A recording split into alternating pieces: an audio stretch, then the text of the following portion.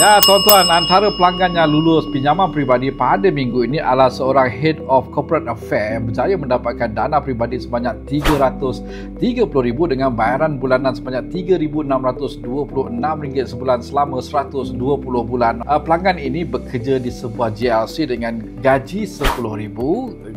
Komitmen RM2,000. Berapakah gaji anda dan berapakah keboleh pinjaman anda? Saranan saya untuk anda mendapatkan laporan My Pocket My anda untuk anda mengetahui di manakah posisi kewangan anda.